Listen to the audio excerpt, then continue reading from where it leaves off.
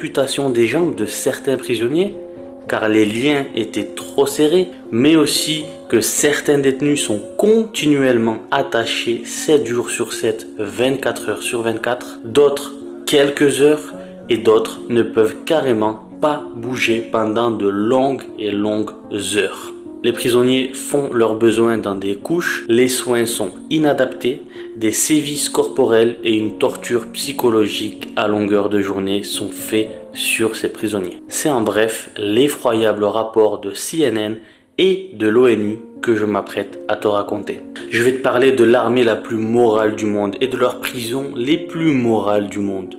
Bienvenue dans Israël, les prisons de la honte. J'aurais pu appeler ça les prisons de l'horreur israélienne, etc. Il y a tellement de qualificatifs qui me viennent à l'esprit. Je tiens à remercier les quelques gardiens israéliens qui ont lancé l'alerte et qui ont fourni certaines images.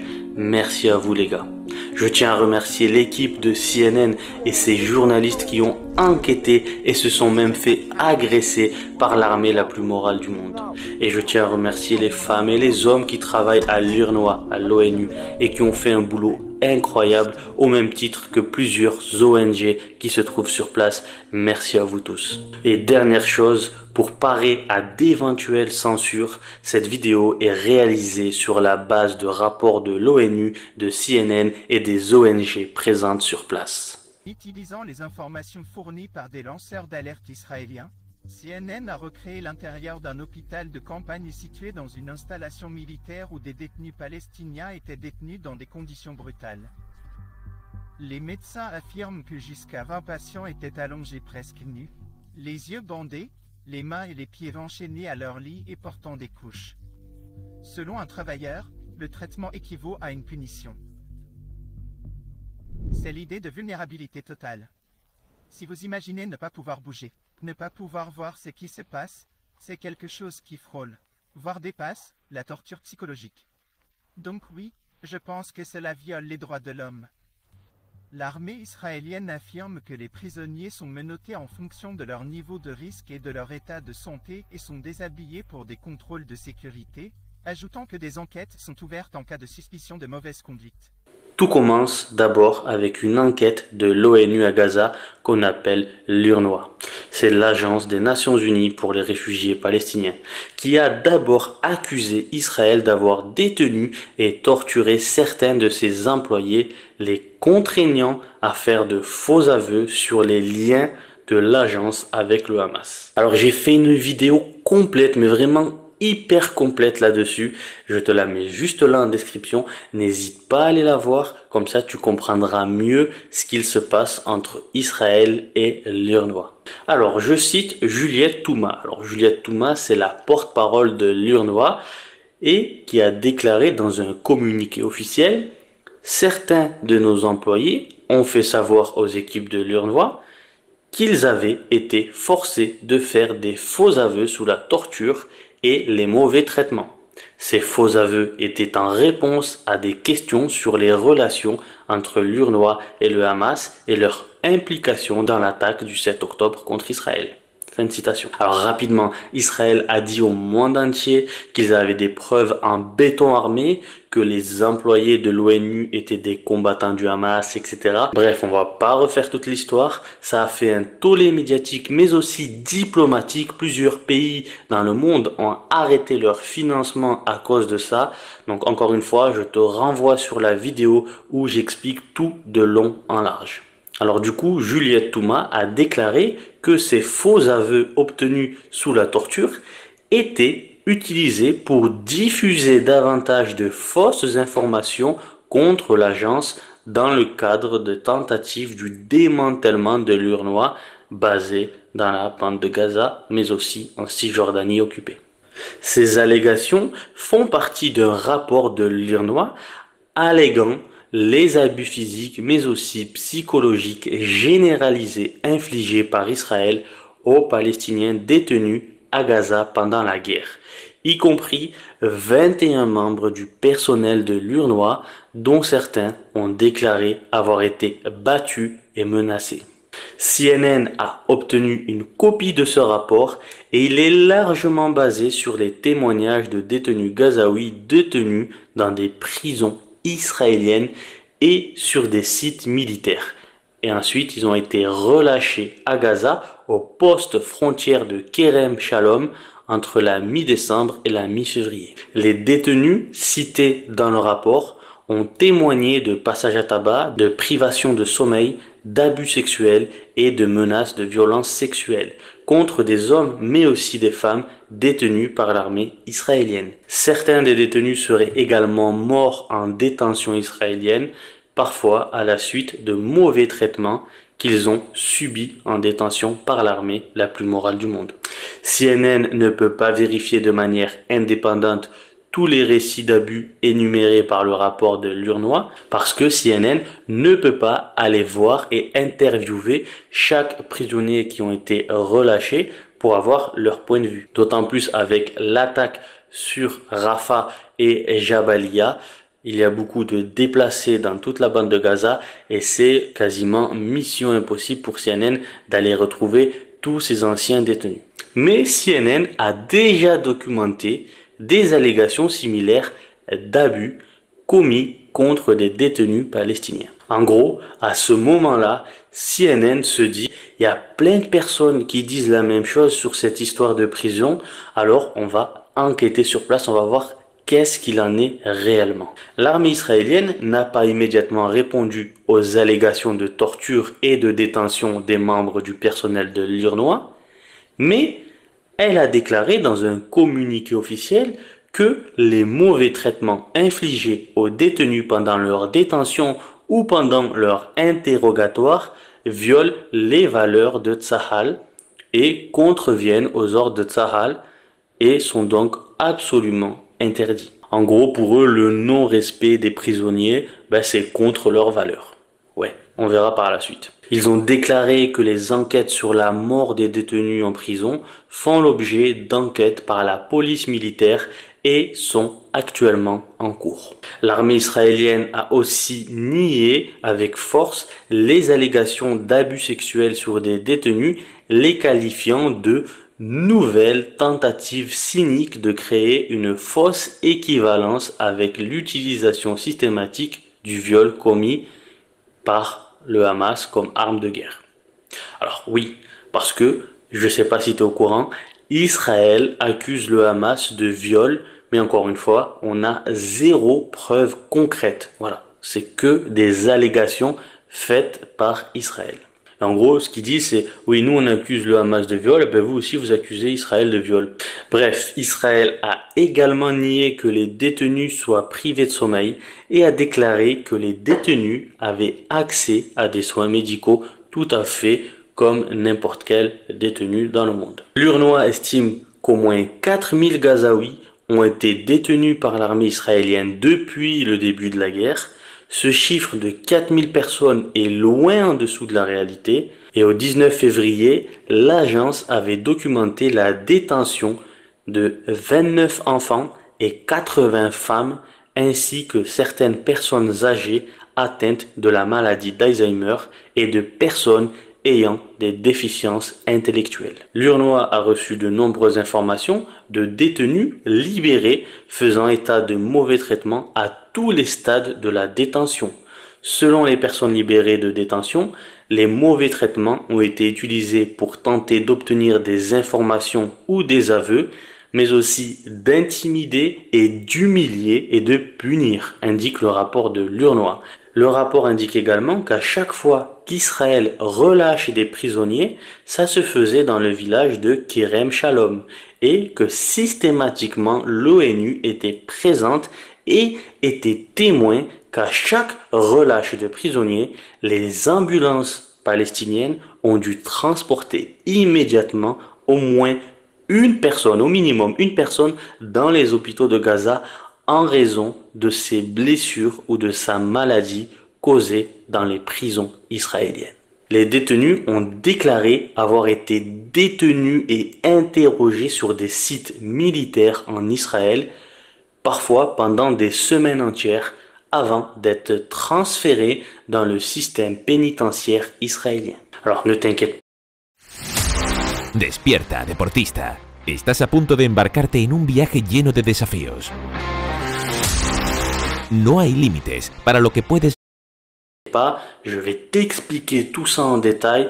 Là, je te fais vraiment une petite intro. Et selon le rapport de l'URNOI, certains détenus ont déclaré avoir été déshabillés, menottés et maintenus dans le froid sans accès aux toilettes, à la nourriture ou à l'eau pendant plus de 24 heures.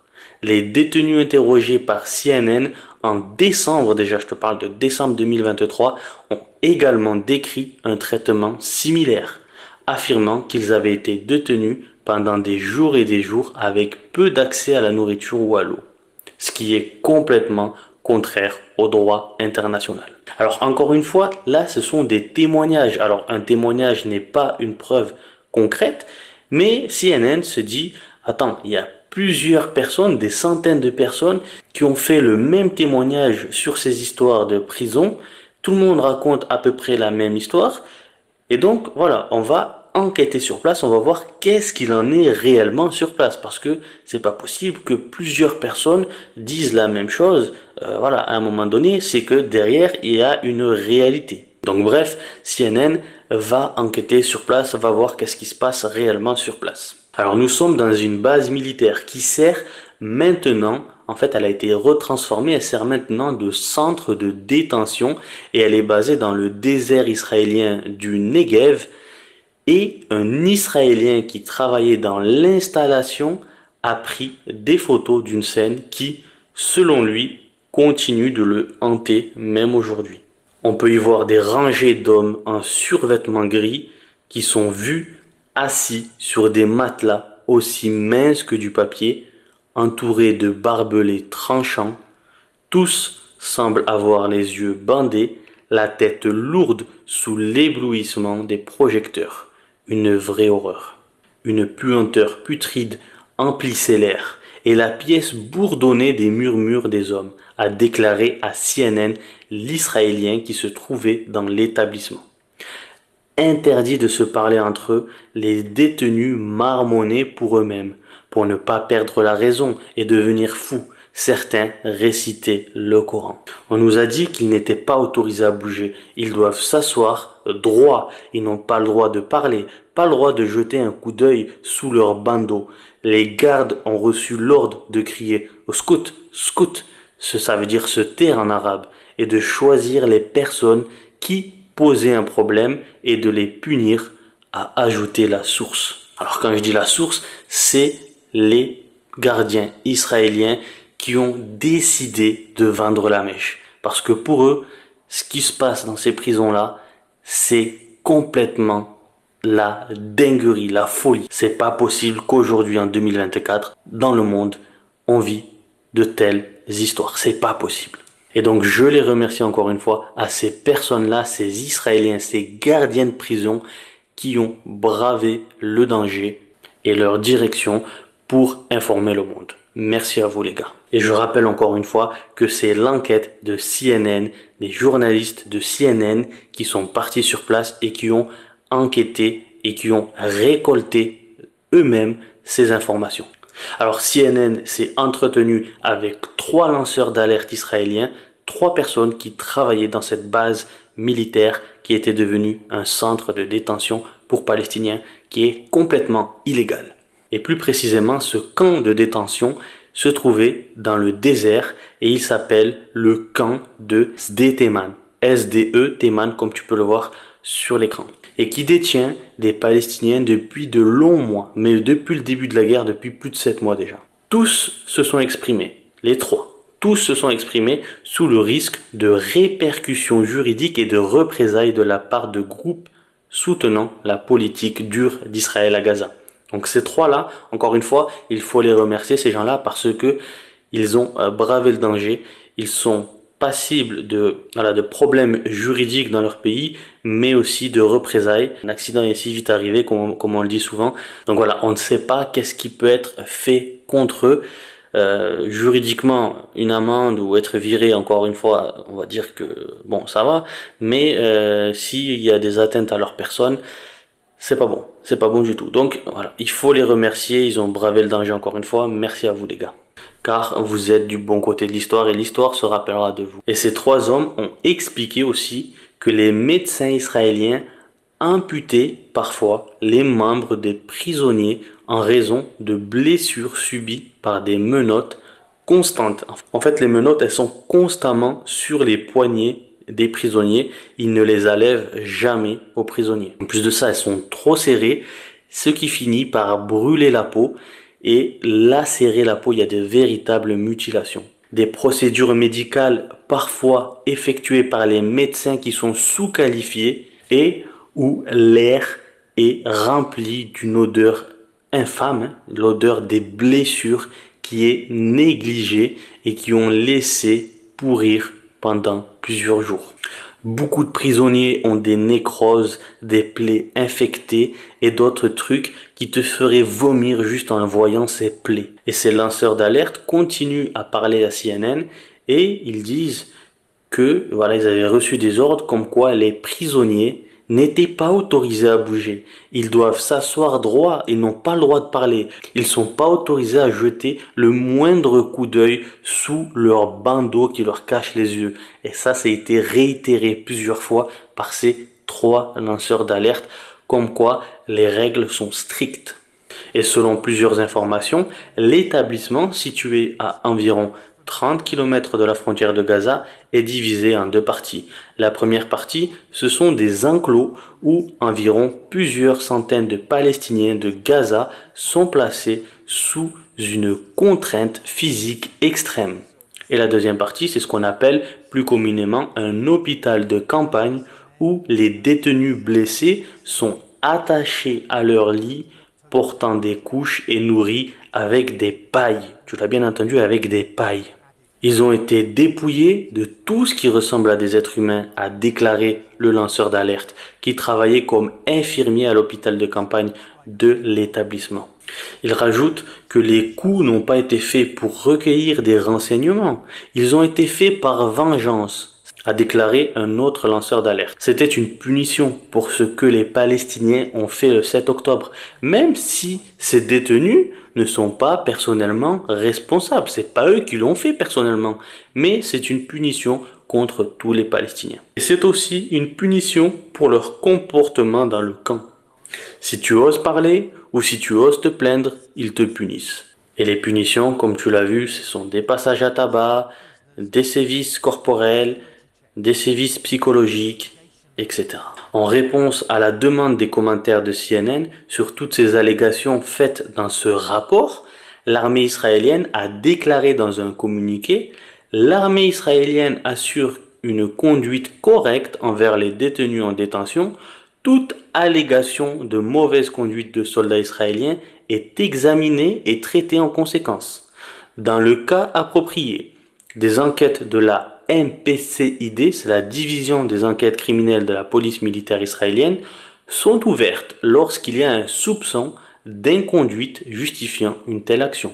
Les détenus sont menottés en fonction de leur niveau de risque et de leur état de santé. Les autorités n'ont pas connaissance des incidents de menottage illégal. Fin de citation dans le communiqué israélien. L'armée israélienne n'a pas directement nié les récits des personnes dépouillées de leurs vêtements ou tenues dans des couches. Je te rappelle qu'ils ont été mis à poil et ils n'auront laissé que des couches. Au lieu de cela, l'armée israélienne a déclaré que les détenus sont rendus à leurs vêtements une fois que l'armée israélienne a déterminé qu'ils ne présentent aucun risque pour la sécurité. Mais des rapports d'abus dans la base de Sde Teiman ont déjà fait surface dans les médias israéliens et arabes après un tollé médiatique des groupes israéliens et palestiniens de défense des droits de l'homme sur les conditions qui y règnent. Mais ce rare témoignage d'Israéliens travaillant dans l'établissement jette une lumière supplémentaire sur la conduite d'Israël alors qu'il mène une guerre à Gaza, avec de nouvelles allégations de mauvais traitements sur les prisonniers palestiniens. Cela jette également plus de doutes sur les affirmations répétées du gouvernement israélien selon lesquelles il agit conformément aux pratiques et au droit international. En fait, ce qu'il faut comprendre, c'est qu'Israël ne cesse de répéter dans des communiqués officiels que non, ils respectent le droit international, que leurs prisonniers sont bien traités, que tout va bien, que la vie est rose, que tout se passe bien, etc., etc. Mais voilà, vous avez d'une part des prisonniers qui disent qu'ils ont subi des choses abominables, vous avez des ONG qui disent il se passe des choses abominables, et là, maintenant, c'est tout nouveau, vous avez des Israéliens qui travaillent en tant que gardiens ou en tant qu'infirmiers dans une base militaire contrôlée par le gouvernement israélien qui disent non, non, non, ce qui se passe là-bas, c'est terrible, ce qui se passe là-bas, c'est l'enfer, ce qui se passe là-bas, on n'a jamais vu ça. Donc là, ça change complètement la donne parce que là, ce sont des Israéliens qui disent ça, ce sont des lanceurs d'alerte israéliens qui sont là-bas, qui travaillent là-bas, qui voient ça de leurs propres yeux. Ils ont pris des preuves, des photos, des vidéos qui montrent la réalité sur place. Alors CNN a demandé l'autorisation à l'armée israélienne d'accéder à cette fameuse base de Sde Teiman.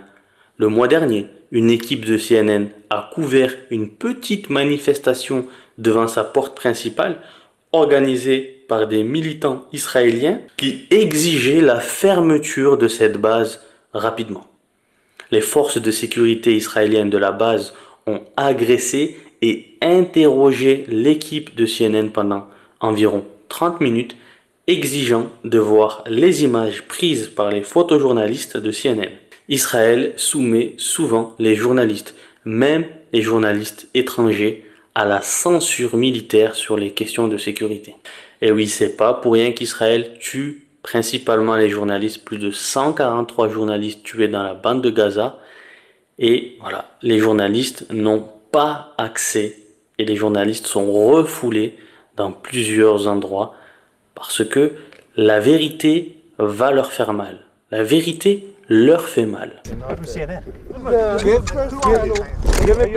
They tried to take our cameras. Give me please now. Give me please now. Hang on, what is it that you want? My camera or my card?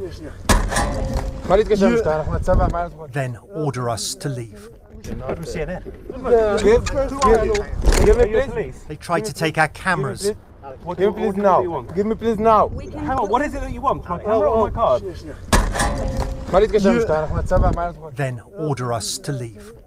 L'armée israélienne a reconnu avoir converti 3 installations militaires différentes en camps de détention pour détenus palestiniens de Gaza, depuis l'attaque du 7 octobre et depuis l'offensive israélienne qui a suivi à Gaza. Alors cette base, comme je te l'ai dit, il s'agit de la base de Sde Teiman, dans le désert du Negev, mais aussi les bases militaires d'Anatot et d'Ofer en Cisjordanie occupée. Donc ce sont 3 bases pour le moment, peut-être qu'il en existe plus. Pour l'instant, on est au courant de ces 3 bases. Et là, ce que je vais te raconter, c'est complètement aberrant. Parce que on te dit, c'est la seule démocratie de la région, c'est l'armée la plus morale du monde, et tatati, et tatata. Mais écoute ce qui va suivre. Les 3 camps font partie de l'infrastructure de la loi israélienne sur ce que Israël appelle la loi sur les combattants illégaux. En fait, c'est une loi qui a été amendée, qui a été adoptée par la Knesset. La Knesset, c'est le Parlement israélien. Et qui a élargi l'autorité de l'armée pour détenir des militants présumés. D'accord? Militants présumés. C'est-à-dire qu'un militaire qui dit « Ah oui, ce civil-là, pour moi, il est présumé comme quoi il est complice du Hamas, eh bien, j'ai le droit de l'attraper et de le mettre en prison. » 45 jours. 45 jours sans avocat, sans jugement et avec toutes les tortures qui vont avec. Donc cette loi permet à l'armée, comme je l'ai dit, de détenir des personnes pendant 45 jours sans mandat d'arrêt, sans jugement, sans avocat, sans appel à un proche, rien de rien. Après quoi, une fois que la période des 45 jours sont passés, les détenus doivent être transférés dans le système pénitentiaire officiel israélien, où plus de 9000 Palestiniens sont détenus dans des conditions qui, selon les groupes de défense des droits de l'homme israéliens et palestiniens, se sont considérablement détériorées depuis le 7 octobre. Deux associations de prisonniers palestiniens ont déclaré que ces derniers jours, là où je te fais cette vidéo, ces derniers jours, 18 Palestiniens, dont le chirurgien de Gaza, le docteur Adnan Al-Bursh, étaient morts en détention israélienne au cours de la guerre. Alors, je t'avais fait une petite annonce sur ma chaîne. Je t'avais annoncé donc la mort du grand docteur Adnan. Il est mort dans ces prisons de l'horreur là. Dans ces prisons de l'horreur, il était détenu et malheureusement, il a succombé à ses blessures. Donc, je te résume. Tu as des camps de détention par l'armée la plus morale du monde. Donc, ces détenus là, ils sont gardés prisonniers 45 jours, sans avocat, sans jugement et avec une simple présomption. Comme je l'ai dit, un militaire israélien, il vient, il chope un civil, il dit attends, à lui il a une tête qui me revient pas. Tu sais quoi? Allez, 45 jours en prison. C'est comme ça que ça marche. Je vous jure les gars, c'est comme ça que ça marche. Et donc tu as ça d'un côté, comme je l'ai dit, et de l'autre côté, c'est ce qu'on appelle les prisons officielles. Donc au bout de 45 jours, ils sont transférés dans une prison officielle israélienne. Et encore une fois, c'est complètement illégal, c'est contraire au droit international, c'est encore un crime de guerre commis par ce pays. On ne les compte plus aujourd'hui. Les camps de détention militaire, dont le nombre de détenus est inconnu, il peut y avoir 4000, 5000, 10 000, voire plus de prisonniers qui ont été arrêtés dans ces camps militaires. Je te rappelle qu'Israël va y mettre n'importe quel Palestinien sous une simple présomption. Sans avocat, sans jugement, sans appel, sans quoi que ce soit. Ces camps, d'après eux, d'après Israël, servent de point de filtration pendant la période d'arrestation prescrite par la loi israélienne de 45 jours. Après leur détention, dans ces camps, ceux qui ont des liens présumés avec le Hamas sont transférés dans les prisons officielles et toujours sans jugement. Tandis que ceux dont les liens avec le Hamas, avec les militants du Hamas, ont été exclus, sont relâchés à Gaza. Plus précisément, comme je te l'avais dit en début de vidéo, dans le village de Kerem Shalom, à la frontière de la bande de Gaza, où l'UNRWA a assisté à de nombreuses relâches de prisonniers palestiniens. Et encore une fois, ce qui est dingue, c'est que le mot présumé, d'accord, le mot présumé revient souvent. Ah, on présume qu'il a fait ci. Ah, on présume qu'il a fait ça. Ah, on présume qu'il devait faire ceci ou devait faire cela. Alors, hop, il va en prison. Et ça, c'est complètement, mais alors complètement illégal. CNN a interviewé plus d'une douzaine d'anciens détenus de Gaza qui semblaient avoir été libérés de ces camps. Et ils ont déclaré qu'ils ne pouvaient pas déterminer où ils étaient détenus parce qu'ils avaient les yeux bandés pendant la majeure partie de leur détention et ils étaient coupés du monde extérieur. Mais les détails de leur récit correspondent à ceux des lanceurs d'alerte israéliens. Tu te rappelles les 3 Israéliens gardiens de prison. Alors je cite, « Nous attendions avec impatience la nuit pour pouvoir dormir. Ensuite, nous attendions avec impatience le matin, dans l'espoir que notre situation puisse changer, a déclaré le docteur Mohamed Al-Aran, se souvenant de sa détention dans une installation militaire où il dit avoir enduré des températures désertiques oscillant entre la chaleur le jour et le froid la nuit. CNN l'a interviewé le mois dernier.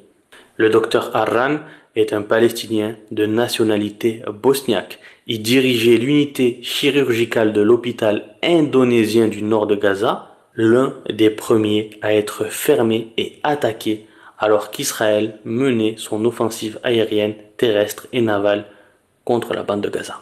Ce docteur, il a été déshabillé jusqu'à ses sous-vêtements. Il a été mis à poil, pardonne-moi l'expression, les yeux bandés et les poignets attachés. Puis, il a été jeté à l'arrière d'un camion où, a-t-il dit, les détenus presque nus étaient entassés les uns sur les autres alors qu'ils étaient transportés vers un camp de détention au milieu du désert. Les détails de son récit sont cohérents avec ceux de dizaines d'autres recueillis par CNN relatant les conditions d'arrestation à Gaza. Son récit est également étayé par de nombreuses images représentant des arrestations massives publiées sur des profils de médias sociaux appartenant à des soldats israéliens. Beaucoup de ces images montrent des Gazaouis captifs les poignets ou les chevilles attachées par des câbles en sous-vêtements et les yeux bandés. Le docteur Harran a été détenu dans un centre de détention militaire pendant 44 jours, a-t-il déclaré à CNN. Nos journées étaient remplies de prières, de larmes et de supplications. Cela a soulagé notre agonie, avait-il déclaré.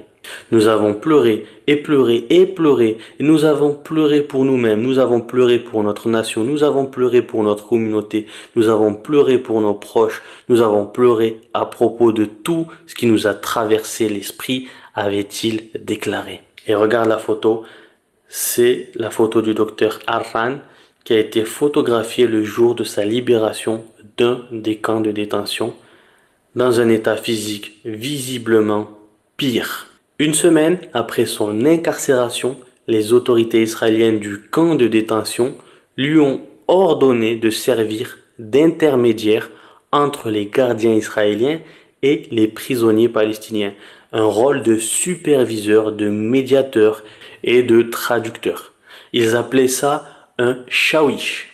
Alors selon les 3 lanceurs d'alerte israéliens, un shawish, c'est un prisonnier qui a été innocenté de ses liens présumés avec le Hamas après plusieurs interrogatoires. L'armée israélienne, dans un communiqué, a nié détenir des détenus inutilement ou les utiliser à des fins de traduction. Ils ont dit, s'il n'y a pas de raison de maintenir la détention, les détenus sont relâchés à Gaza. Fin de citation. Mais les témoignages de plusieurs prisonniers prouvent le contraire. Cependant, les récits de ces 3 lanceurs d'alerte et de nombreux détenus interviewés par CNN, en particulier concernant le cas de ces shawish, les shawish, comme je l'ai dit, ce sont des traducteurs, on va dire, jettent le doute sur la description que fait l'armée israélienne de son processus de filtration des prisonniers. Encore une fois, Israël fait de beaux discours officiels, mais dans la réalité des faits, c'est complètement le contraire.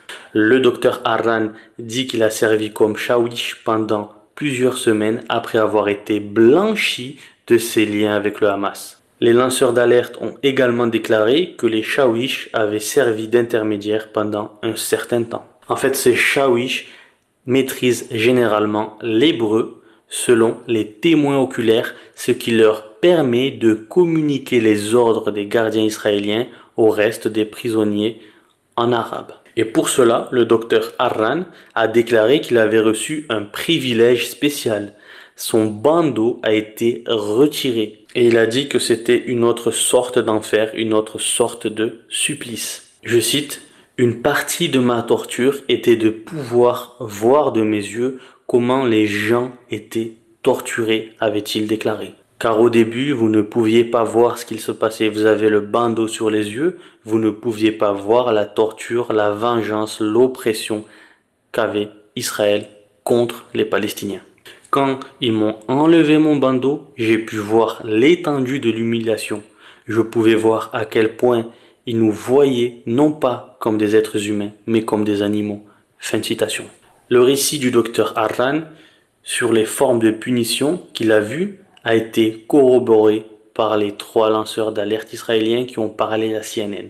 Et petite pause, je rappelle que tout ça, ça a été documenté par CNN, l'ONU et plusieurs ONG. Un prisonnier qui commettait une infraction, telle que parler à un autre prisonnier, recevait l'ordre de lever les bras au-dessus de sa tête pendant 1 heure. Les mains des prisonniers étaient parfois attachées à une clôture pour s'assurer qu'il ne sortait pas de cette position difficile et stressante. En gros, il le forçait à lever les mains pendant 1 heure. Après, tu sais que le corps humain, avec les muscles, etc., tu tétanises au bout de quelques minutes et donc ça fait très très mal aux muscles, très très mal au corps et c'est une douleur qui est vraiment terrible. Pour ceux qui enfreignent à plusieurs reprises l'interdiction de parler ou de bouger, la punition devenait plus sévère. Les gardes israéliens emmenaient parfois un prisonnier dans une zone à l'extérieur de l'enceinte et le battaient agressivement. Selon les 2 lanceurs d'alerte et le docteur Harran, cette punition a été faite à de nombreuses reprises. Un lanceur d'alerte qui travaillait comme gardien a déclaré avoir vu un homme sortir d'un passage à tabac avec ses dents et quelques os apparemment cassés. Ce lanceur d'alerte et le docteur Arran ont également décrit une fouille de routine lorsque les gardes lâchaient de gros chiens sur les détenus endormis, lançant une grenade assourdissante sur l'enclos alors que les troupes faisaient irruption. Arran appelle ça la torture nocturne. En fait, il les laissait pas dormir toute la journée. Ils étaient punis avec diverses punitions et le soir, lorsqu'ils se reposaient, il leur balançait des grenades pour les réveiller en plein sommeil et il faisait des fouilles avec des chiens, avec plein de choses pour les torturer psychologiquement. Pendant que nous étions câblés, ils ont lâché les chiens qui se déplaçaient entre nous et nous piétinaient, a déclaré le docteur. Vous seriez allongé sur le ventre, le visage appuyé contre le sol, vous ne pouvez pas bouger et ils se déplacent au-dessus de vous. Et le lanceur d'alerte a raconté la recherche avec les mêmes détails déchirants. Et je te rappelle que CNN a recueilli les témoignages de ces deux personnes qui ne se connaissent pas et qui sont tous les deux distancés de plusieurs kilomètres. L'un est dans la bande de Gaza où il ne peut pas sortir et l'autre est en Israël. Mais l'histoire est la même. Et donc le même lanceur d'alerte a raconté cette même histoire avec des détails plus déchirants.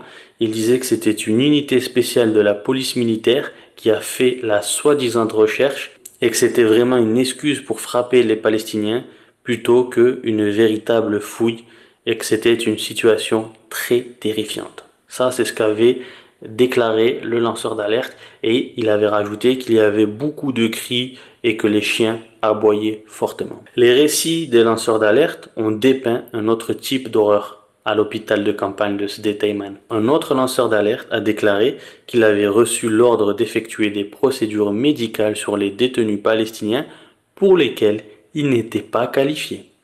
On m'a demandé d'apprendre à faire des choses sur des patients en effectuant des procédures médicales mineures qui sont totalement en dehors de mon expertise, a-t-il déclaré, ajoutant que cela se faisait souvent sans anesthésie. Le mec, il n'est pas docteur, il sait pas ce qu'il doit faire et il le fait sans anesthésie. C'est quand même grave. Et ça, encore une fois, ce sont des docteurs israéliens qui travaillaient sur place qui ont balancé l'info. D'accord? C'est très important que tu le comprennes. S'ils se plaignaient de douleur, on leur donnait du paracétamol, a-t-il déclaré. Le simple fait d'être là donnait l'impression d'être complice d'abus, a-t-il rajouté.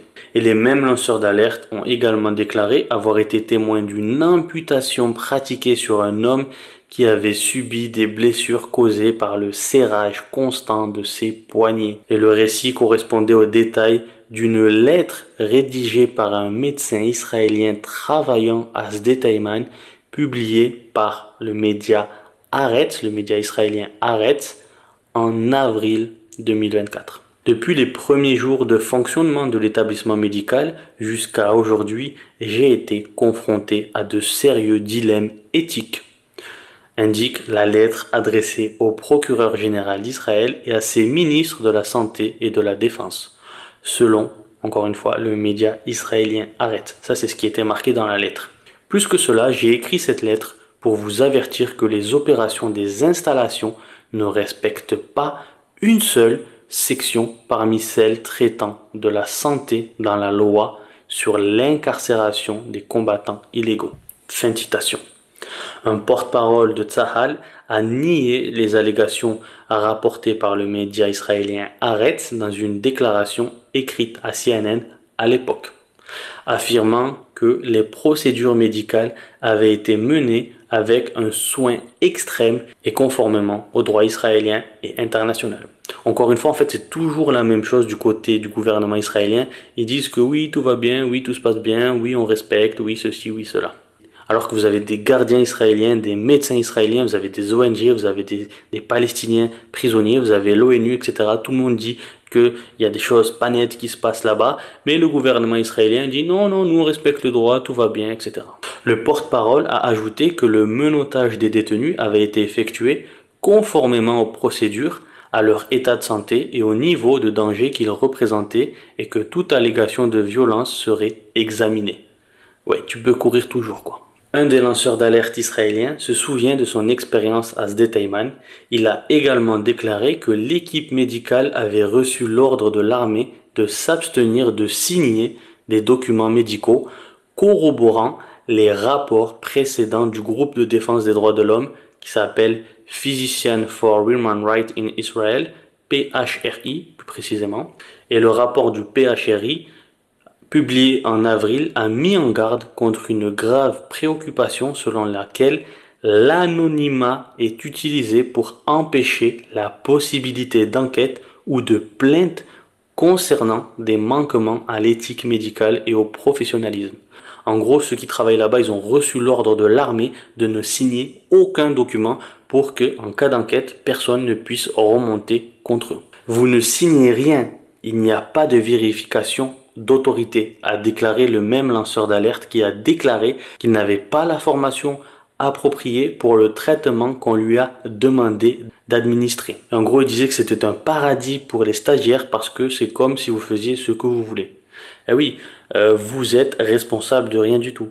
Un prisonnier qui meurt, vous vous en foutez parce que c'est pas de votre faute. Un prisonnier qui pleure, qui est blessé, qui a quoi que ce soit, vous vous en foutez parce que c'est pas de votre faute. Et le gouvernement ferme les yeux, et même pire, le gouvernement vous encourage à faire n'importe quoi. C'est très très grave les amis, c'est très très grave. Ça c'est le rapport officiel, d'accord? CNN a également demandé au ministère israélien de la Santé de commenter ces allégations contenues dans ce rapport, et le ministère israélien a renvoyé CNN à l'armée israélienne. En gros, il leur a dit, nous on ne sait rien, allez voir l'armée israélienne. Alors, Sde Taïman et d'autres camps de détention militaire ont été entourés de secrets depuis leur création.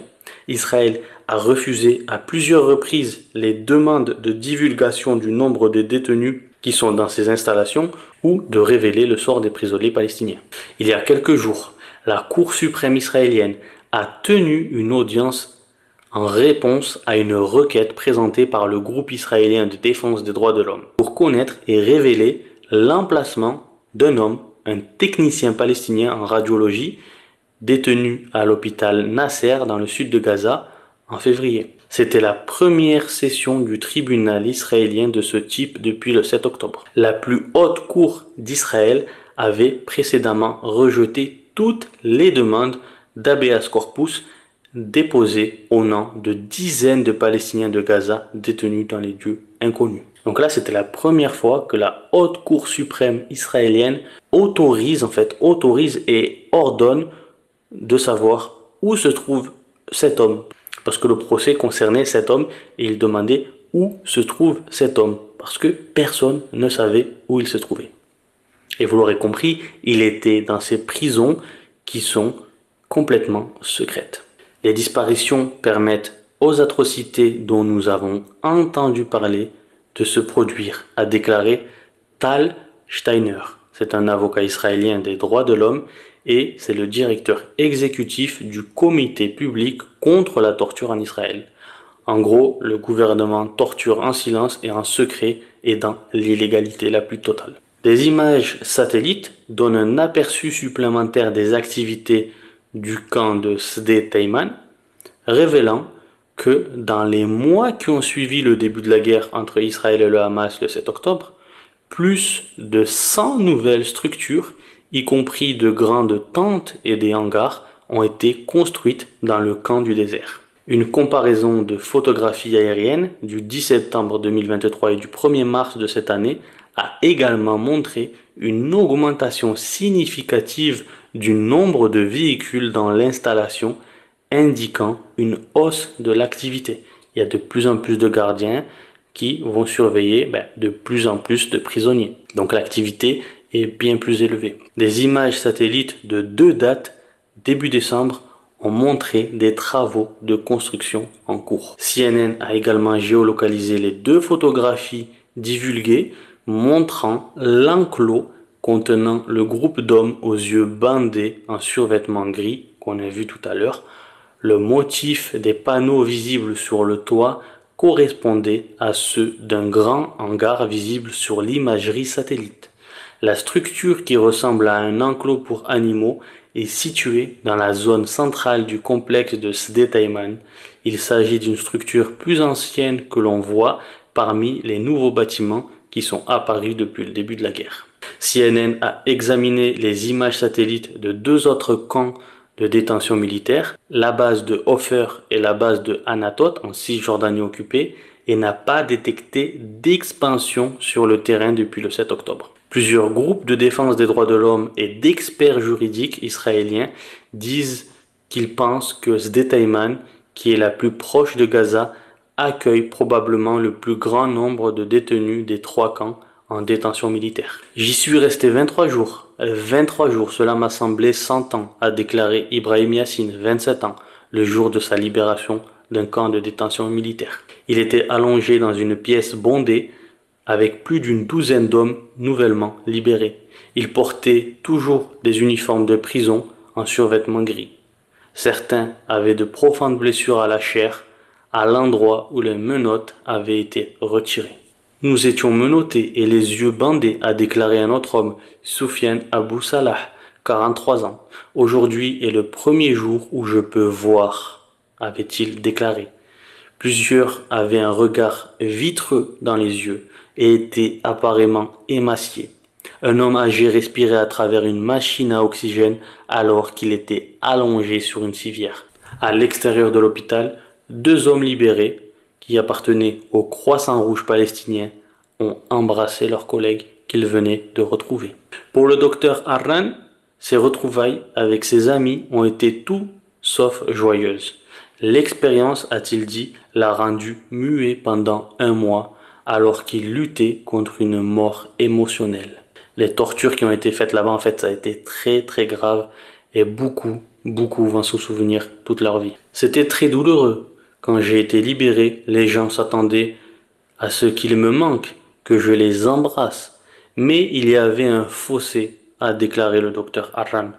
Les gens qui étaient avec moi au centre de détention sont devenus ma famille. Ces amitiés étaient les seules choses qui nous appartenaient. Parce qu'on leur a tout enlevé, même leurs vêtements, leur dignité, tout quoi. Juste avant sa libération, un codétenu l'avait interpellé. Sa voix s'élevant à peine au-dessus d'un murmure. Parce que si tu parlais, tu étais puni, rappelle-toi, avait-il déclaré le docteur Arran. Il a demandé au médecin de retrouver sa femme et ses enfants à Gaza. Il m'a dit, alors je cite, il m'a demandé de leur dire qu'il valait mieux qu'ils soient des martyrs, a déclaré Arran. Il vaut mieux qu'ils meurent que d'être capturés et détenus ici. Depuis le début de la guerre, le Comité international de la Croix-Rouge a reçu plus de 7000 demandes d'informations sur les Palestiniens qui avaient disparu. Et en Israël, une ONG a réuni plus de 1500 signatures de médecins israéliens pour demander la fermeture de la base de Sde Taïman. Vous ne rêvez pas, vous êtes bien en 2024, les camps de concentration existent et ils sont en Israël. Merci d'avoir regardé la vidéo jusqu'au bout. N'oublie pas que tu peux me soutenir sur la plateforme Tipeee. Tu peux faire un don à la chaîne, ça m'aide énormément. Un don de 1 euro, 2 euros, 5 euros, 10 euros, voire